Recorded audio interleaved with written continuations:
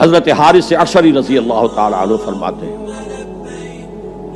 یہ مسند احمد ابن حنبل میں بھی ہے، ترمذی میں بھی ہے، قال قال رسول اللہ صلی اللہ علیہ وسلم انی آمرکم بخمس اللہ امرنی بہن۔ یہ ایک روایت میں اضافی الفاظ ہیں، اللہ امرنی بہن، دوسری میں نہیں۔ انی آمرکم بخمس کے بعد شروع ہو جاتی ہے بالجماعت والسمع والطاعت والہجرت والجہاد فی سبیل اللہ۔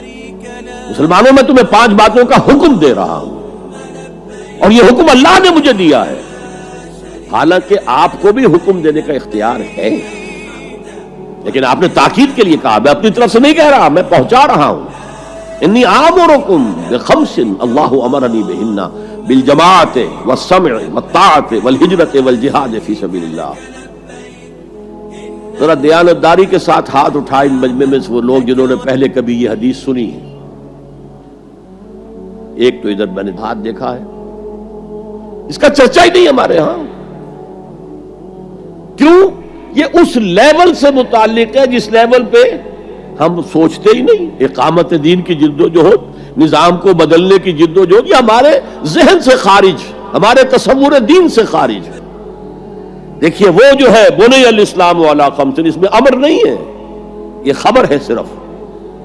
اسلام کی بنیاد 5 چیزوں پر قائم ہے، شہادت اللہ الہ الا اللہ وان محمد رسول اللہ، واقام الصلاۃ وایتاء الزکوٰۃ وصوم رمضان وحج البیت من استطاع الیہ سبیلا۔ یہ حدیث کس کو نہیں معلوم؟ متن یاد نہ ہو یہ بات دوسری ہے، کس کو نہیں معلوم 5 ارکان اسلام حضور نے بتائے ہیں؟ حالانکہ وہاں یہ ہے میں تمہیں حکم دے رہا ہوں، اور چرچا ہی نہیں ہے ہمارے یہاں۔ جس گاؤں جانا نہیں اس کا راستہ کیا پوچھنا، جو کام ہم نے کرنا ہی نہیں، اس کے جو لوازم ہیں ان کے تذکرے کی کیا ضرورت ہے؟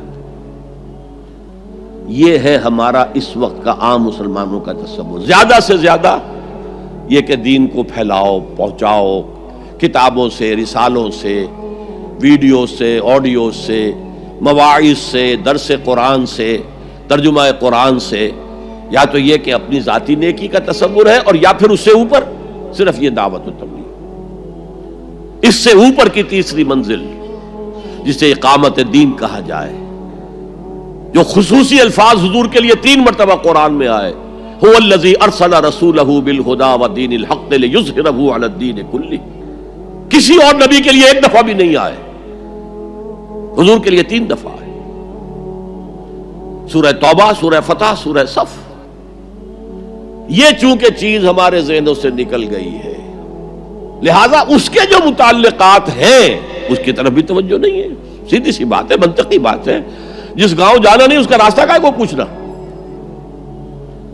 یہ 5 چیزیں ہیں لازم، جماعت کی شکل میں رہو۔ یہ بھی فرمایا علیکم بالجماع، یہ حضور کی حدیث ہے، علیکم بالجماع، لازم جماعت کی شکل میں رہو۔ اور حضرت عمر کا قول ہے، اور آپ کو معلوم ہے کہ صحابی کا قول بھی حدیث کہلاتا ہے۔ حضرت عمر فرماتے ہیں لا اسلام الا بالجماع ولا جماع الا بالامارہ ولا امارہ الا بالاطاعہ۔ کوئی اسلام بغیر جماعت کے نہیں، کوئی جماعت بغیر عمارت کے نہیں، اور کوئی عمارت بے فائدہ ہے اگر اس کی اطاعت نہ ہو۔ تو پہلا حکم بالجماع والسمع، اور سنو، سننے کے لیے وابستہ رہنا ہوگا، وابستہ رہ شجر سے امید بہار رکھ۔ اب یہ نہیں ہو سکتا تھا کہ حضور پر کوئی بات آئی ہے تو آپ خود ہر ایک کے گھر جا جا کے اس کو پہنچائیں۔ آپ وابستہ رہیں اس نظم جماعت کے ساتھ، جیسے کہ درخت کا پتا جو ہے اس تک بھی جڑ سے لے کر جو غذا آ رہی ہے درخت کے پتے تک پہنچ رہی ہے۔ تو پیوستہ رہ شجر سے امید بہار رکھ، اس پیوستگی کے ساتھ، تاکہ وہ سارے احکام آپ تک خود بخود پہنچے۔ والطاعہ، اور اطاعت۔ 3 چیزیں ہو گئی، بالجماعت والسمع والطاعت والہجرت والجہاد فی سبیل اللہ۔ اور میں اس کی حقیقت پہلے بھی بیان کر چکا ہوں۔ ہجرت، اس کی بنیاد کیا ہے؟ حضور سے پوچھا گیا ای الہجرت افضل یا رسول اللہ، اے اللہ کے رسول سب سے اعلیٰ اور سب سے افضل ہجرت کون سی ہے؟ فرمایا ان تہجر ما کرہ ربک، ہر اس چیز کو چھوڑ دو جو تمہارے رب کو پسند نہیں ہے۔ آج اپنے گریبان میں جھانکیے، جو چیز زندگی میں غلط ہے شریعت کی روح سے، طے کیجئے کہ اب نہیں ہوگی، اب ختم کر دوں گا، ہجرت شروع ہو گئی آپ کی۔ ان تہجر ما کرہ ربک، ہر اس چیز کو ترک کر دو، چھوڑ دو جو تمہارے رب کو پسند نہیں۔ اور آخری ہجرت تو آئے گی وہ اقامت دین کے آخری مرحلے میں، جب اقدام ہوگا، جب نظام کو چیلنج کیا جائے گا، پھر جو ہجرت ہوگی وہ فرض ہجرت ہوتی ہے۔ مدینے کی ہجرت فرض تھی، ہجرت حبشہ فرض نہیں تھی۔ وہ تو جن لوگوں کی ہمت جواب دے رہی تھی اور جو پرسیکیوشن ہو رہی تھی اور جو تشدد ہو رہا تھا اس کو برداشت نہیں کر پا رہے تھے، انہیں اجازت دے دی گئی کہ ٹھیک ہے چلے جاؤ، حبشہ کی طرف ہجرت کر جاؤ۔ مدینے کی ہجرت فرض تھی۔ اگر کوئی ہجرت نہیں کر رہا، ما لکم من ولایتہم من شیء حتی یہاجروا، تو اے مسلمانوں تمہارا ان سے کوئی تعلق نہیں ہے جب تک کہ وہ ہجرت نہ کرے۔ بلکہ سورہ نساء میں اس کو بھی ایک طرح کا نفاق قرار دیا گیا۔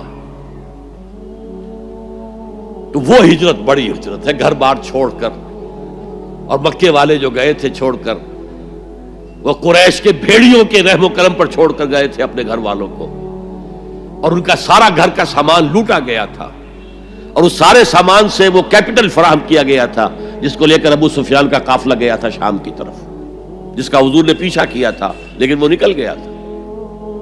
جب وہ واپس آ رہا تھا تب حضور نے پھر اس کو کنفرنٹ کرنے کے لیے مدینے سے باہر نکل کر پروگرام بنایا، لیکن وہ اللہ کو کچھ اور منظور تھا، ادھر سے لشکر آ گیا اور جنگ ہو گئی، جنگ بدر ہو گئی۔ تو ہجرت کیا ہے؟ شروع سے ہجرت کیا ہے؟ ان تہجر ما کرہ ربک، اور سب سے اوپر کیا ہے؟ گھر بار، اپنے آباء و اجداد کی وطن، جہاں آپ کے آباء و اجداد دفن ہے، چھوڑو، جاؤ، اور جاؤ وہاں جہاں پوری طاقت مرکوز ہو جائے تاکہ آپ نظام باطل کو چیلنج کرنے کے لیے ساری طاقت ایک جگہ جمع کر سکیں۔ اور جہاد پوچھا گیا ای الجہاد افضل یا رسول اللہ، سب سے افضل جہاد کون سا ہے اللہ کے رسول؟ فرمایا ان تجاہد نفسک فی طاعت اللہ، کہ اپنے نفس کے خلاف جہاد کرو، اسے اللہ کا مطیع بناؤ۔ وہ سرکش ہے، وما ابرئ نفسی ان النفس لامارۃ بالسوء، یہ نفس جو ہے امارۃ بالسوء، برائی کا حکم دینے والا ہے، اس کے خلاف کشاکش کرو اور اس کو دباؤ، اسے اللہ کے سامنے جھکاؤ، یہ جہاد افضل ہے۔ اور بلند ترین جہاد قتال فی سبیل اللہ، ان اللہ یحب الذین یقاتلون فی سبیلہ صفا کانہم بنیان مرصوص۔